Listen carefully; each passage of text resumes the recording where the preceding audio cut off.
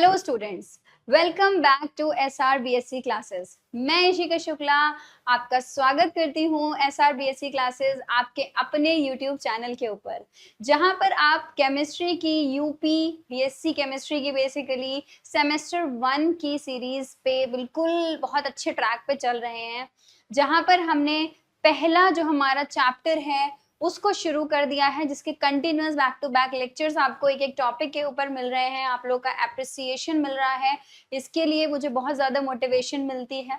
I hope आप सब बिल्कुल अच्छे तरीके से नोट्स बना रहे होंगे और आप सब बहुत अच्छे से अपनी प्रिपरेशन कर रहे होंगे, क्योंकि मैं हमेशा कहती हूँ कि हम लोगों को नॉलेज के लिए पढ़ना है, केवल एग्जाम में पास होने के लिए नहीं पढ़ना है। ठीक है, तो ठीक है, अब हम जो हमने पिछला टॉपिक कवर अप किया था वो था हमारा फिजान रूल, और अब हम इस टॉपिक के इस चैप्टर के लास्ट टॉपिक की तरफ बढ़ते हैं, जो होता है हाइड्रोजन बॉन्डिंग। तो आज का जो बेटा हमारा टॉपिक रहेगा उसका नाम है हाइड्रोजन बॉन्ड। ये टॉपिक आप शुरू करते हैं 12th में, वैसे तो 11th-12th में। वैसे तो हम सारे ही टॉपिक्स को 11th-12th से शुरू करके कंटिन्यू करते हैं, लेकिन कुछ स्पेसिफिक ऐसे टॉपिक्स होते हैं जिनके नॉलेज 11th-12th में ही हमें काफी कंप्लीट मिल जाती है। तो बस अभी हमें क्या करना है ना, अपने नॉलेज को थोड़ा सा पॉलिश करना है, क्योंकि ये टॉपिक बहुत ज्यादा डीप नहीं है। जो बातें आपको 11th क्लास में बताई जाती हैं ये बस वही है, उसको हमें रिकॉल करना है फटाफट से, कोई बड़ी चीज नहीं है, सारे फैक्टर्स वैसे ही हैं। बस हाँ, शायद क्वेश्चन के लेवल थोड़े से चेंज हो गए होंगे, तो हम आपके लिए क्वेश्चंस भी लेकर आए हैं, और अभी आपको इसके बाद कुछ अच्छे क्वेश्चंस की भी क्लास मिलेगी जिसमें हम क्वेश्चन सॉल्व करेंगे। तो बस अब आप बिल्कुल पेन और कॉपी लेकर बैठ जाइए, क्योंकि आपको नोट्स बनाने, और आज आप देख सकते हैं, क्योंकि आप लोगों की क्वेरीज रहती हैं कि आपको हिंदी में लेक्चर्स चाहिए होते हैं, हिंदी में नोट्स चाहिए होते हैं। ठीक है, तो हमारा कोई भी बैरियर नहीं है, तो आपके लिए यहाँ पर थोड़ा सा हिंदी में भी यूज हमने किया है, क्योंकि बेटा देखो, सीखना तो हमें सभी कुछ है। अब आप फेसबुक, इंस्टाग्राम ये सारी चीजें चलाते हो, तो रेयरली मैंने देखा है कि कोई किसी का भी ये फेसबुक और इंस्टाग्राम हिंदी में हो। हाँ, कुछ जो हम कह सकते हैं ओल्ड एज के लोग हैं, मिड एज के लोग हैं, उनका भले हिंदी में हो सकता है मोबाइल फोन में, लेकिन बहुत ज्यादातर लोगों का वो इंस्टाग्राम, फेसबुक के अकाउंट्स जो होते हैं, जो वो अपने फोन में चला रहे हैं, सारी चीजें वो सब इंग्लिश में है। तो बेटा वो भी तो आप सीख लेते हो ना, वो भी आप समझ जाते हो, तो इसको भी आपको सीखना होगा। बस अपने अंदर कॉन्फिडेंस डेवलप करिए। बाकी SRBSC क्लासेस तो है ही आपके लिए। तो अब आपके सामने जो नोट्स हैं उसको आप हिंदी में भी देख सकते हैं, क्योंकि आपको प्रॉब्लम हो रही थी इसलिए ये कन्वर्जन हमने किया है। चलिए फिर इसी के साथ में आज का टॉपिक शुरू करते हैं, जिसका नाम है hydrogen bond. Let's start. Hydrogen bond क्या है, इसको बहुत आसान भाषा में समझते हैं। ये जो हमारा हाइड्रोजन एटम है ना, जब ये बॉन्डिंग करता है, इसने किसी से बॉन्ड बनाया, मान लो इसने क्लोरीन से बॉन्ड बना लिया, इसके पास केवल एक इलेक्ट्रॉन है, इसको एक ही शेल है, एक ही इलेक्ट्रॉन है बेटा। एक इलेक्ट्रॉन होने की वजह से इसने वो इलेक्ट्रॉन क्लोरीन के साथ या तो शेयर कर दिया या तो उसे दे दिया। अब क्या है, ये जो हमारा एटम है ना बेटा हाइड्रोजन का, इसका ऑर्बिटल खाली हो गया। इलेक्ट्रॉन तो डोनेट कर दिया, इलेक्ट्रोनेगेटिविटी कुछ है नहीं, एक ही इलेक्ट्रॉन था वो भी डोनेट कर दिया, इलेक्ट्रोनेगेटिविटी तो बची नहीं। तो क्या खाली ऑर्बिटल है बेटा? बिल्कुल खाली है। और जब खाली होगा तो मन इधर उधर भागेगा। तो जब ये इधर उधर अपना मन भगाता है तो इसको कहीं किसी भी एटम के ऊपर दो इलेक्ट्रॉन मिल जाते हैं। जब इससे बेटा दो इलेक्ट्रॉन मिल जाते हैं ना, दो इलेक्ट्रॉन, एक इलेक्ट्रॉन मतलब लोन पेयर मिल जाता है, जो कहीं पर भी बॉन्डेड नहीं है। तो अब क्या है, ये तो नेचर है। अगर ये खाली ऑर्बिटल है और यहाँ पर कहीं इलेक्ट्रॉन मिल गए, कुछ भी है, ये खाली है ना कोई, तो बिल्कुल तुरंत अट्रैक्ट करेगा। खाली ऑर्बिटल है, अपने आप कुछ भी नहीं है देने के लिए, लेकिन फिर भी अट्रैक्शन शो करने की कोशिश करेगा। बॉन्ड बन गया तो बन गया, नहीं बना तो कोई बात नहीं, है ना। तो बस यही किया है इसने, तो बस अट्रैक्ट करने की कोशिश करी। बहुत से ऐसे एटम थे जिन्होंने कहा नहीं, जिनको दिख गया, समझदार थे, उन्होंने कहा नहीं तुम्हारे पास तो कुछ है नहीं, तुमसे बॉन्ड क्यों बनाए। लेकिन हमारे 3 एटम जो थे वो अभी छोटे हैं, तो फंस गए। कौन कौन से? Fluorine, nitrogen, oxygen. ये 3 एटम्स जो बेटा हमारे थे, ये तीनों एटम्स हमारे फंस गए, और इन्होंने हाइड्रोजन के साथ बॉन्ड बना के हमारे लिए एक टॉपिक बना दिया, हाइड्रोजन बॉन्ड। समझ में आई बात? ये छोटे, ये सच में छोटे हैं, क्योंकि इनका साइज बहुत कम है। आप भी जानते हैं कि ये सेकंड पीरियड के एलिमेंट है, इनके पास डी ऑर्बिटल नहीं, इनका साइज बहुत छोटा है। तो क्या करें, बना लिया बॉन्ड इन्होंने।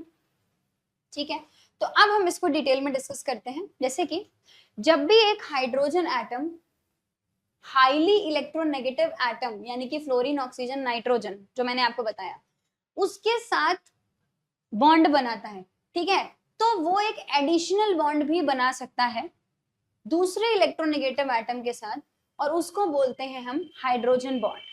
मतलब वो हाइड्रोजन, ये बात हमें ध्यान रखनी है कि वो हाइड्रोजन पहले से किसी के साथ बॉन्ड, भाई पहले से अगर इसने फ्लोरीन के साथ बॉन्ड बना रखा है तो कोई प्रॉब्लम नहीं है उसमें। अब क्या होगा कि अगर बेटा आपका HF का एक मॉलिक्यूल ये है और HF का एक मॉलिक्यूल ये है, दोनों के बीच में बॉन्डिंग है अलग अलग, हाइड्रोजन और फ्लोरीन के बीच में अलग अलग बॉन्डिंग है, तो ये हाइड्रोजन एटम जो है इसकी नजर जो है वो इधर वाले फ्लोरीन पे भी तो हो सकती है, और इधर वाले हाइड्रोजन एटम की नजर इधर वाले फ्लोरीन पे भी हो सकती है। तो ये खाली ऑर्बिटल की वजह से तो दूर अट्रैक्शन जो हो रहा है ना, उसी को हम हाइड्रोजन बॉन्डिंग कह रहे हैं। बस आप इतना समझिए, पहले से बॉन्ड बना हुआ है लेकिन फिर भी नजर इधर उधर भाग रही है, ये तो आजकल होता ही।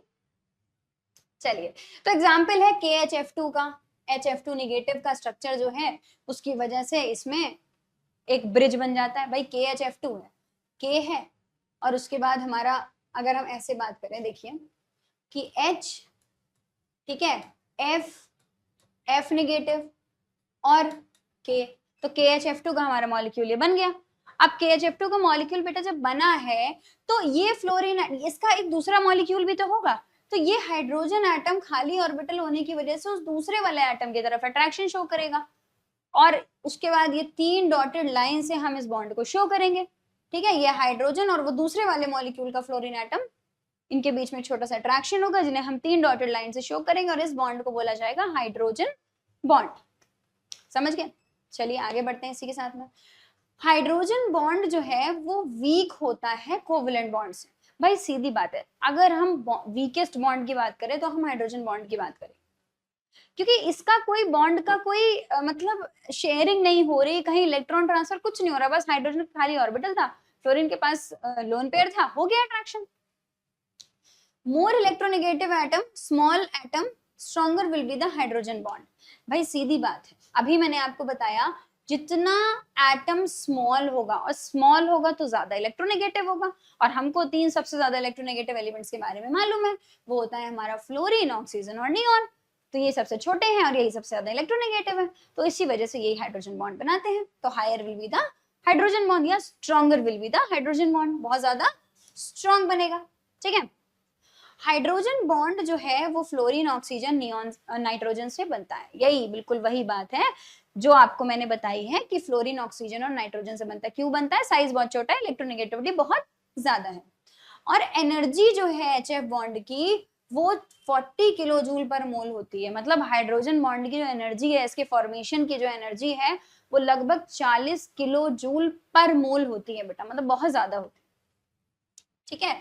तो ये आपका हाइड्रोजन बॉन्ड का डिस्क्रिप्शन था। अब हाइड्रोजन बॉन्ड काफी अलग अलग तरीके से भी बन सकते हैं, ठीक है। अब मैं अगर आपको ये समझाऊं कि जैसे मान लीजिए आप एक क्लास में पढ़ रहे हैं, तो आपके क्लास में काफी सारे दोस्त हैं, आपके बॉन्ड्स बने हुए हैं। ऐसा भी तो हो सकता है कि आपके दूसरे क्लास में भी बॉन्ड बने हुए हों, है ना, तो दूसरे क्लास में भी आपकी फ्रेंडशिप होगी। तो इसी तरीके से हाइड्रोजन बॉन्ड ऐसा भी तो हो सकता है एक बड़े से मॉलिक्यूल के अंदर, भाई एक ही मॉलिक्यूल के अंदर भी बहुत सारे हाइड्रोजन बॉन्ड बन सकते हैं, बड़े से मॉलिक्यूल के अंदर, समझाऊंगी मैं आपको। और 2 अलग अलग मॉलिक्यूल में भी हाइड्रोजन बॉन्ड बन सकते हैं। तो इसीलिए हाइड्रोजन बॉन्ड बेटा 2 टाइप्स के होते हैं। तो हमारा जो पहला हाइड्रोजन बॉन्ड है उसका नाम है इंटरमॉलिक्यूलर हाइड्रोजन बॉन्ड। मतलब HF, HF, HF और HF, चाहे आप H2O ले लो, ठीक है, चाहे आप NH3 ले लो, उसमें भी बनेगा। तो ये जो हमारे मॉलिक्यूल्स है ना, इनके बीच में भाई ये फ्लोरीन, ये हाइड्रोजन, ये फ्लोरीन, ये हाइड्रोजन, ये फ्लोरीन, ये हाइड्रोजन, इनके बीच में जो अट्रैक्टिव फोर्स बेटा लग रहा है वो कहलाता है इंटरमॉलिक्यूलर। बेटा इंटर का मतलब होता है कि 2 मॉलिक्यूल के बीच में, 2 सेपरेट मॉलिक्यूल के बीच में, कंपाउंड तो एक ही है, कंपाउंड कहीं चेंज नहीं होगा, एक पूरे HF कंपाउंड में HF के मॉलिक्यूल्स के बीच में जो बॉन्डिंग हो रही है, जो फोर्स ऑफ अट्रैक्शन लग रहा है इलेक्ट्रोनेगेटिव एटम और हाइड्रोजन के बीच में, उसको बोला जाता है इंटरमॉलिक्यूलर हाइड्रोजन बॉन्ड। अब इसके इफेक्ट्स भी हो सकते हैं, आइए देखते हैं। मतलब HF और H2O का जो बॉइलिंग पॉइंट है वो एक्सपेक्टेड वैल्यू से काफी ज्यादा हाई होता है क्योंकि इसमें स्ट्रॉन्ग हाइड्रोजन बॉन्डिंग होती है। अब मुझे आप एक बात बताइए भाई, अगर एक पूरा कोई कंपाउंड है और उसके मॉलिक्यूल्स हैं, ठीक है, मॉलिक्यूल्स तो होते ही हैं।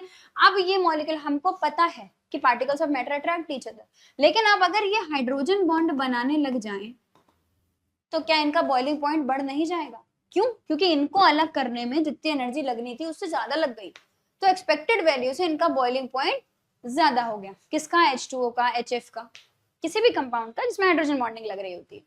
इवन कार्बन के बहुत से कंपाउंड्स होते हैं, ऑर्गेनिक कंपाउंड्स होते हैं जिसमें हाइड्रोजन बॉन्डिंग लग रही होती है, जिसकी वजह से उनका बॉइलिंग पॉइंट भी बढ़ जाता है। बहुत डीपली हम ऑर्गेनिक केमिस्ट्री में भी इस टॉपिक को पढ़ेंगे।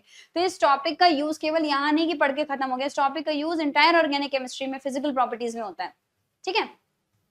चलिए नेक्स्ट पॉइंट है हेलोजन हाइड्राइड सीरीज, मतलब ये HF, HCl, HBr, HI जो है सबसे ज्यादा हाइड्रोजन बॉन्डिंग इसमें होती है, बाकी तो बेटा किसी में होती ही नहीं है।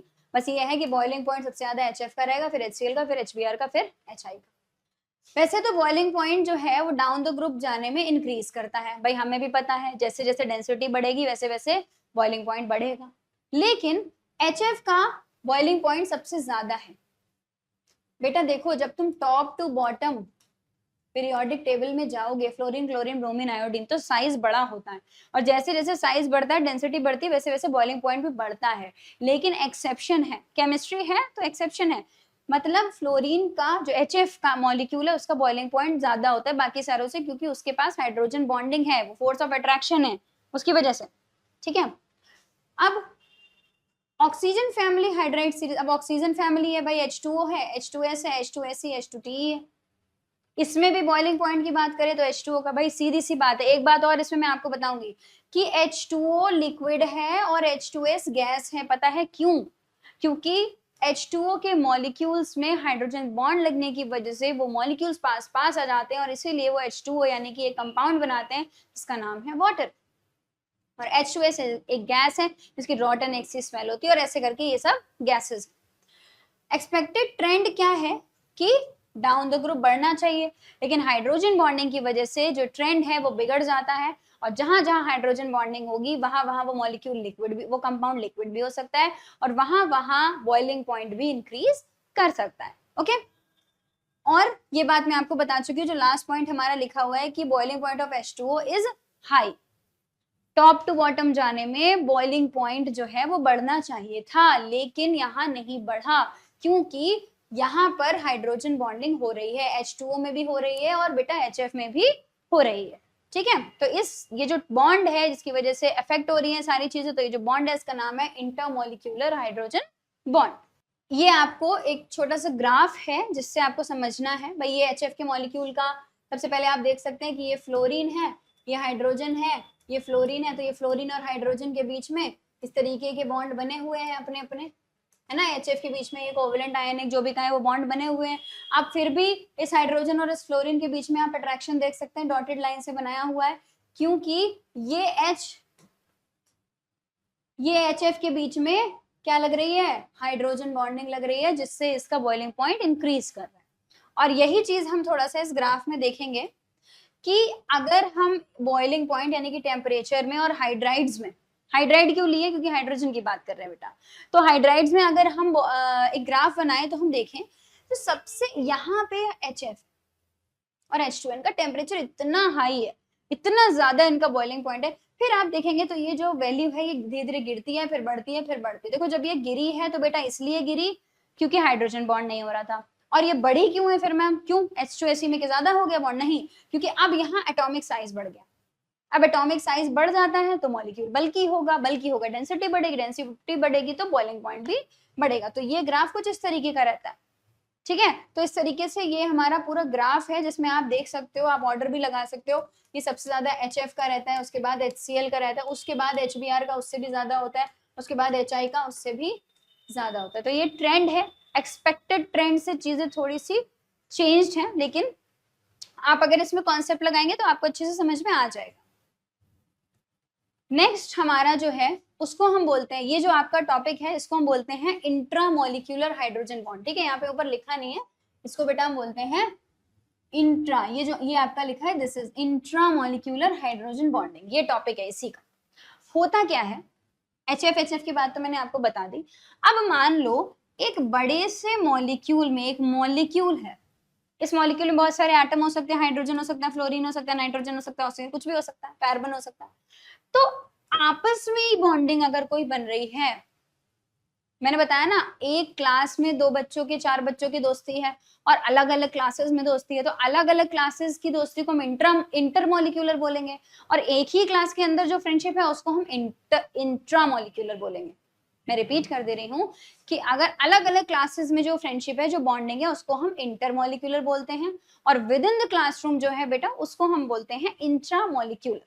ठीक है, चलिए, तो ये कंपाउंड जो है लेस सॉल्युबल होते हैं पानी में। अब आप एक एग्जांपल देख लीजिए तो आपको समझ में आ जाएगा। ये सब देखो, सबसे ज्यादा ये एग्जांपल आपको ऑर्गेनिक में मिलेगा।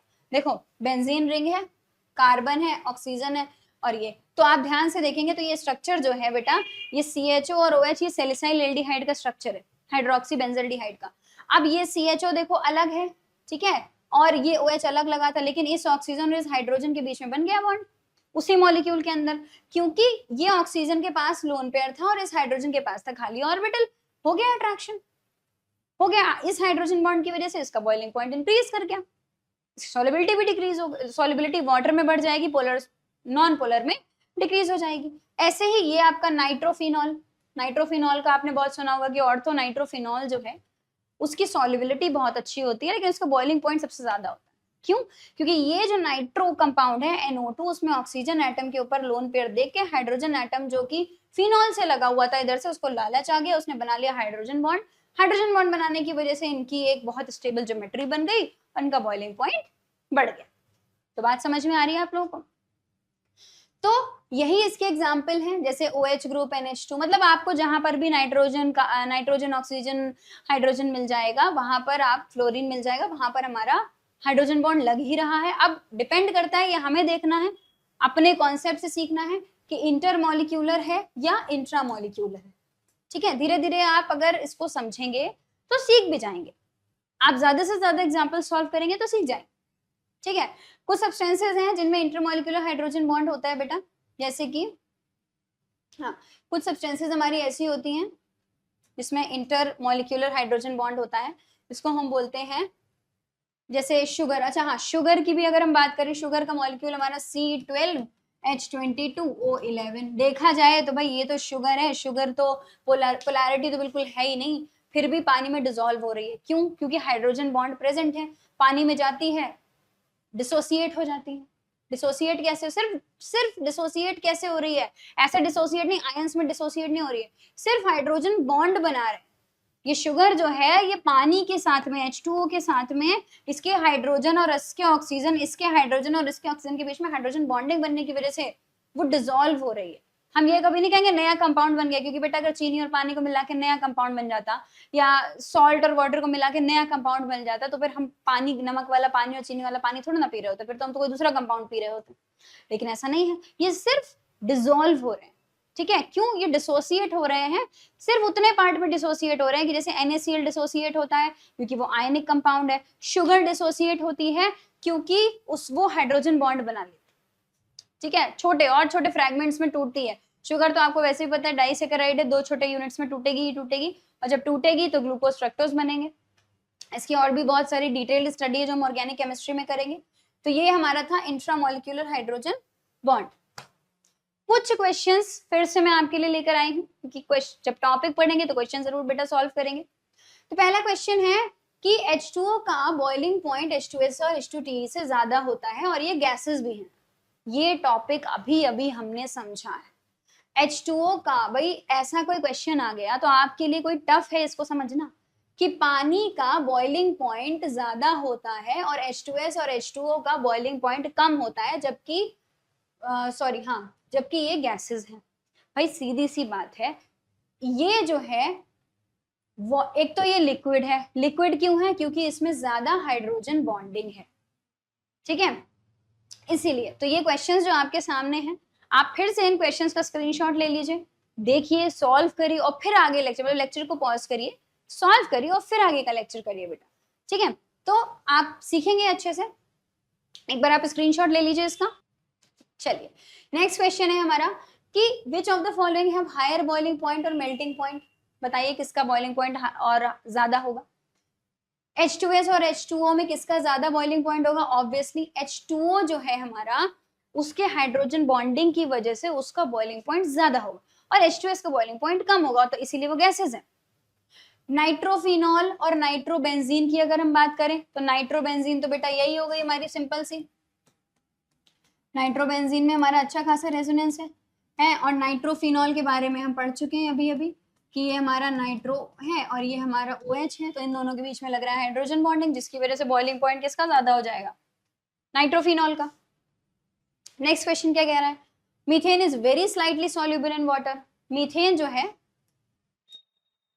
जो है वो बहुत कम घुलनशील है, but methanol is highly soluble. Methanol CH3OH ये पानी में ज्यादा सॉल्युबल है। देखिए मॉलिक्यूलर फॉर्मूला बेटा देख के आप क्वेश्चन को सॉल्व कर पाओगे। अगर आपको मॉलिक्यूलर फॉर्मूला नहीं पता है तो अपने बेसिक्स पे थोड़ा सा वर्क करें, ठीक है। मीथेन ऑल में ये जो OH ग्रुप है ना, एक तो पोलैरिटी बढ़ा दी, ऊपर से OH ग्रुप दे दिया और ये हमारा पानी है, इसके पास भी H पॉजिटिव OH नेगेटिव है, हाइड्रोजन बॉन्डिंग आराम से बन गई, डिसॉल्व हो गया।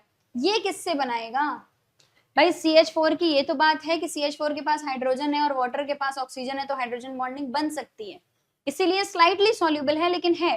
बट प्रॉब्लम ये है कि ये जो CH4 है एकदम बढ़िया सा कोवेलेंट कंपाउंड है, कैसे तोड़ देंगे इसके बॉन्ड्स को।